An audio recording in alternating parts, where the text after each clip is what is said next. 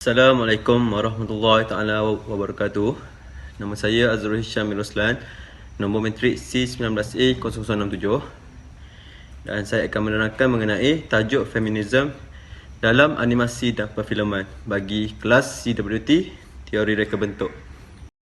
Feminism ialah pendekatan antara disiplin terhadap isu kesaksamaan dan kesaksamaan berdasarkan jantina, ekspresi jantina, identiti jantina dan juga seksualiti. Dari segi sejarah, feminisme telah berkembang daripada pemeriksaan kritikal ketidaksamaan antara jantina kepada tumpuan yang lebih bernuansa pada pembinaan sosial dan prestasi jantina dan seksualiti. Teori feminisme kini bertujuan untuk menyoal siasat ketidaksamaan dan ketidaksamaan di sepanjang garis persimpangan keupayaan, kelas, jantina, bangsa, jantina dan juga seksualiti. Dan feminis berusaha untuk melakukan perubahan dalam kawasan di mana persimpangan ini mewujudkan ketidaksamaan kuasa. Aktivis politik feminis berkempen dalam bidang seperti hak reproduktif, keganasan rumah tangga, keadilan sosial dan isu tempat kerja seperti cuti perubatan keluarga, gaji yang sama serta gangguan dan diskriminasi seksual. Segala jenis pada bila-bila masa atau apa-apa keadaan stereotip objektif, pelanggaran hak asasi manusia atau penindasan persimpangan berlaku, ia adalah isu feminis. Feminisme dalam animasi dan perfilman. Teori feminis yang sangat berpengaruh terhadap teori dan kritikan animasi filem, ia menyiasat bagaimana kebanyakan wanita dan kewanitaan dan juga kelelakian diwakili. Ia telah mula berpengaruh pada awal 1970-an dengan tujuan untuk mendedahkan sifat pasif wanita dalam skrin. Ia membincangkan tanda dan imej wanita yang sangat stereotip. Juga topik utamanya ialah penonton wanita, pandangan lelaki dan kemungkinan pawagam counter feminis. Untuk memahami bagaimana teori filem feminis telah terbentuk, kita mesti terlebih dahulu melihat sejarah feminisme secara ringkas. Setengah sarjana mengatakan bahawa akar feminisme terkubur pada Yunani kuno. Tetapi percubaan pertama adalah pada akhir abad ke-19 dan awal abad ke-20. Era ini dipanggil feminisme gelombang pertama. Gelombang pertama dipelopori oleh pergerakan hak pilih dan matlamatnya adalah tepat untuk pendidikan, keadaan kerja yang lebih baik dan pemusnahan ketidakseimbangan jantina. Untuk karya yang pertama iaitu Age of Alchemy daripada Stacy Steers. Ianya merupakan karya pengarah Amerika iaitu Stacy Steers. Karya menggabungkan rakaman dekat dan gambar sederhana wajah dua daripada pelakon pawagam senyap Amerika terhebat, Mary Pickford dan juga Janet Gaynor. Walaupun filem itu menentang tafsiran yang mudah, ia jelas merupakan ulasan tentang kepentingan lebah untuk kelestarian kehidupan. Merupakan sequel semujadi kepada cerita asal Mary Shelley yang pada asasnya menangani cemburu lelaki terhadap keupayaan wanita untuk menghasilkan kehidupan, tetapi ia juga menyelami dilema yang sangat wanita, saat yang tidak dapat dielakkan apabila seseorang wanita harus mengucapkan selamat tinggal kepada kehidupan yang ia telah lahirkan. Untuk karya yang kedua adalah Tick Be Upset daripada Sam Bauman, iaitu karya animator Latvia yang berpangkalan di New York, iaitu Sam Bauman. Seksualiti bukanlah satu-satunya topik feminisme Bauman. Juga menangani tema sukar seperti kehamilan dan kemurunan dan menjadikannya sedap melalui jenaka dan ironi. Ianya sebuah filem pendek yang sempurna. Ia lucu dan berterus terang, tetapi juga berpendidikan tinggi dan berdasarkan pengalaman langsung. Dalam filem ini tidak mengelakkan daripada pantang larang. Dia membincangkan antara line size dan bentuk zakar lelaki, dorongan seks wanita dan bagaimana onani boleh mengelakkan wanita daripada masalah. Untuk karya yang ketiga adalah Among the Black Wave daripada Anna Budanova. Karya ini dibiayai oleh negara Rusia. Ianya juga legenda gadis anjing laut yang kulitnya dicuri oleh seorang lelaki yang memberinya kuasa ke atasnya, mempunyai mesej feminis yang berbeza. Gadis yang anjing laut adalah roh bebas. Mereka mewakili wanita yang tidak tunduk kepada kehendak lelaki. Itulah sebabnya musuh lelaki itu mati-matian untuk menjinakkan salah seorang daripada mereka.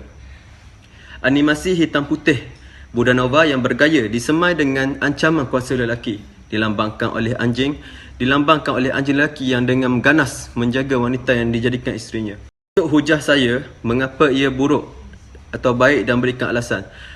Teori feminisme adalah buruk dari segi konsep, intipati dan daripada pandangan Islam kerana fahaman teori ini bertentangan dengan hukum Islam. Islam tidak mengenal istilah feminisme dan gender dengan berbagai bentuk konsep dan implementasinya dalam melakukan gugatan atas nilai-nilai subordinasi kaum perempuan. Kerana dalam Islam tidak membezakan kedudukan seseorang berdasarkan jenis kelamin dan tidak ada bias gender dalam Islam. Islam mendudukkan lelaki dan perempuan dalam posisi yang sama dan kemuliaan yang sama. Contoh konkret ialah Islam tidak membezakan antara lelaki dan perempuan dari segi ketakwaan dan syurga juga tidak dikhususkan untuk lelaki sahaja.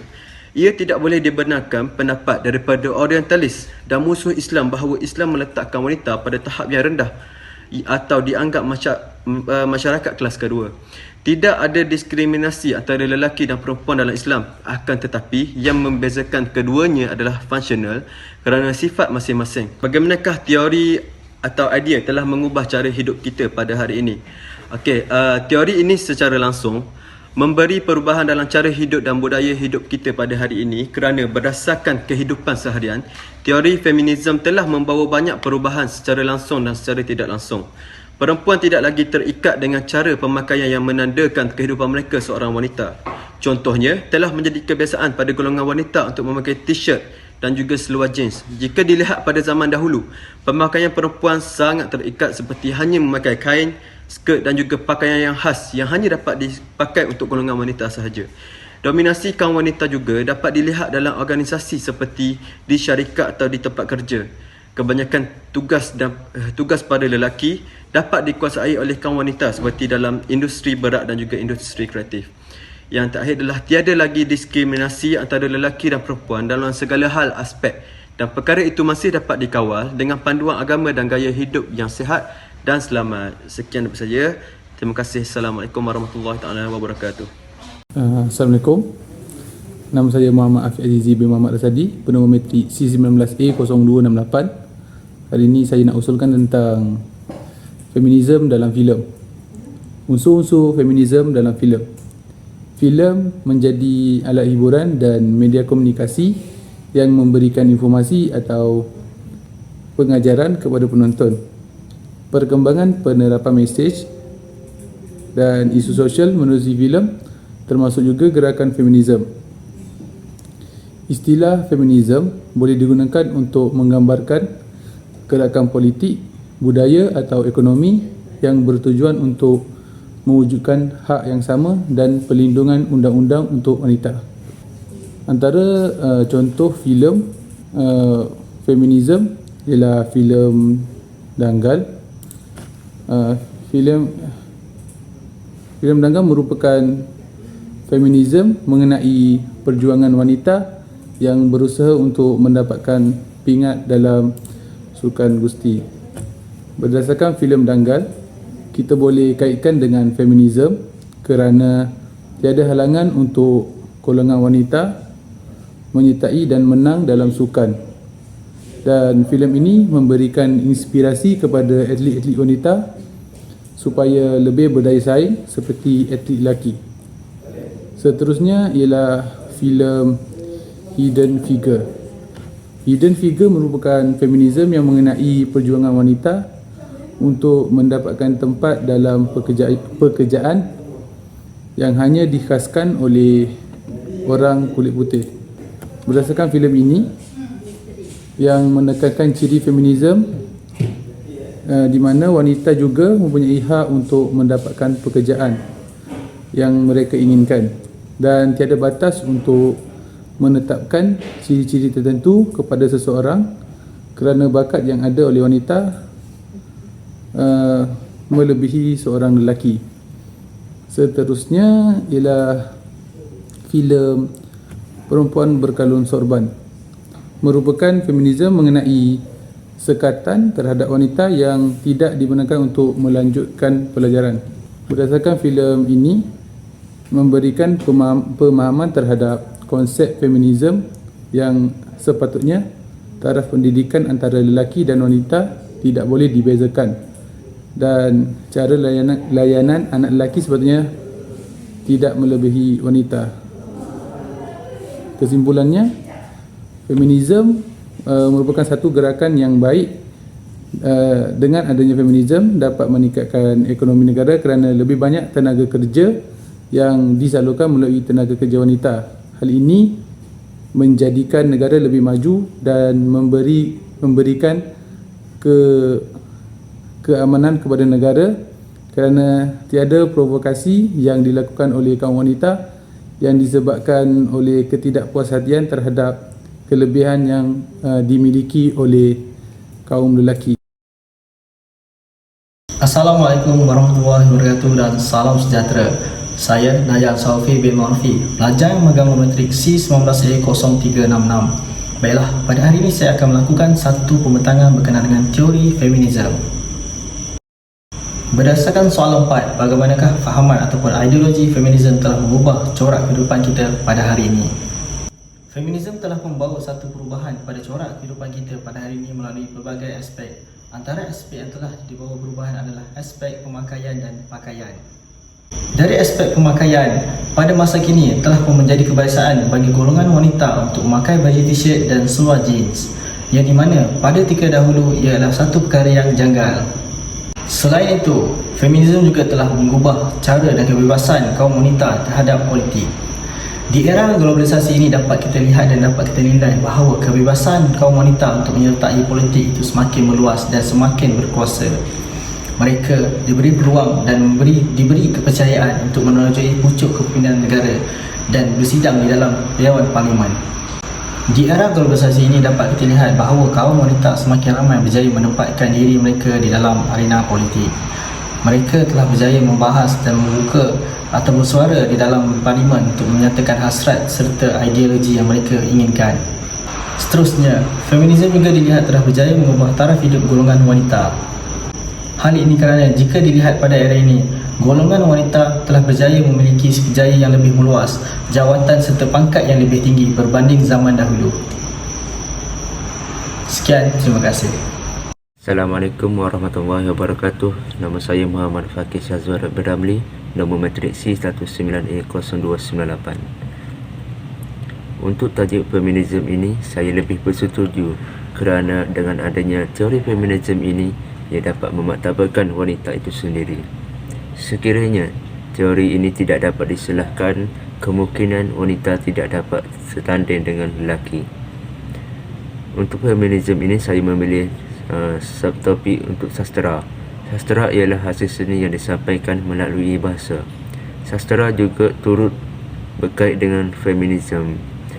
Sebagai contoh, sebuah karya yang dihasilkan oleh Nuridah Hassan yang bertajuk Apabila Kata-Kata Menjadi Sebuah Dosa. Karya ini mengangkat kedudukan dan memaktabarkan wanita daripada golongan yang dipandang rendah kepada golongan yang berani bersuara. Penjanaan wanita, karya ini bertujuan untuk menjana watak wanita yang kental, tabah, cekal dan akhirnya berjaya mencapai impian mereka.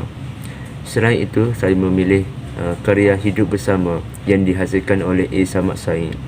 Karya ini dapat menjalin persefahaman antara lelaki dan wanita. Karya ini lebih terarah untuk menjalin persefahaman antara suami dan isteri. Selain itu, karya yang seterusnya ialah karya yang bertajuk Salam Perempuan dari Penjara. Karya ini menyerahkan percubaan pengkarya untuk mengangkat kedudukan dan martabat wanita. Selain itu, karya ini bertujuan untuk meningkatkan golongan yang dipandang rendah oleh masyarakat kepada golongan yang lebih berani untuk bersuara. Karya ini sedikit sebanyak akan meningkatkan semangat wanita.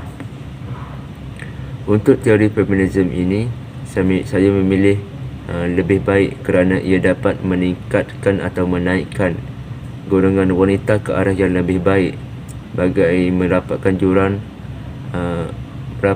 antara wanita dan lelaki. Sebagai contoh, bidang ekonomi merupakan bidang yang terpenting dalam pembangunan sesebuah negara. Di Malaysia, ekonomi masyarakat Melayu terdahulu adalah berasaskan ekonomi sara diri yang urusan jual beli barang mengikut sistem barter. Dari segi penglibatan golongan wanita dalam bidang keusahawanan tidak dapat dinafikan lagi. Teori feminisme dapat mengubah kehidupan seharian wanita pada hari ini. Persoalannya, mengapa saya membuat kenyataan seperti itu? Kerana golongan wanita telah banyak menguasai atau terlibat dengan pelbagai pekerjaan. Dalam pekerjaan tersebut, terdapat juga wanita yang memegang jawatan yang tertinggi dalam organisasi. Sebagai contoh, dalam organisasi sekolah. Dalam organisasi sekolah, terdapat pengetua, guru besar yang merupakan golongan wanita. Sebab itulah saya katakan, teori ini dapat mengubah pemikiran seseorang pada ketika ini.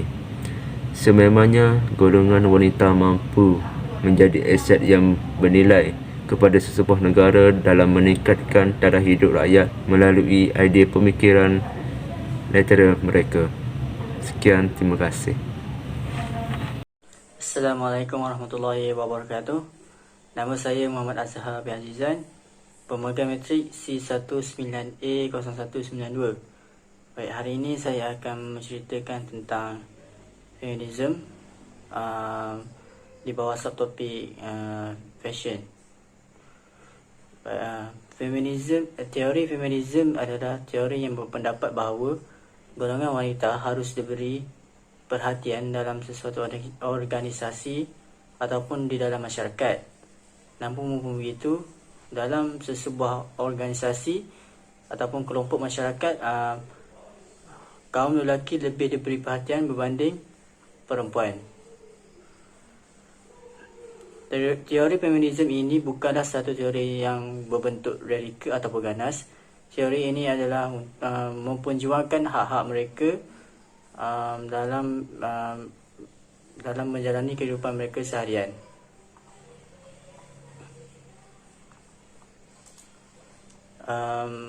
Untuk tokoh yang saya pilih dalam sektor fashion adalah Bathsheba Heaven Sonia Rykiel.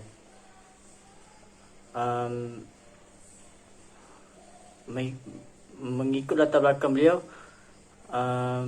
beliau mencemburui bidang fashion ini kerana membuat satu fashion khas untuk wanita, kerana pada masa itu fashion wanita kurang. So dia mengambil inisiatif ini untuk membuat satu fashion yang khas untuk wanita sahaja. Tetapi fashion itu lebih mengikut lelaki. Berikut adalah hasil karya fashion Bathsheba Heaven Sonia, iaitu Sonia Rykiel 1988 di fashion show, dan yang seterusnya Sonia Rykiel 1988 fashion show juga.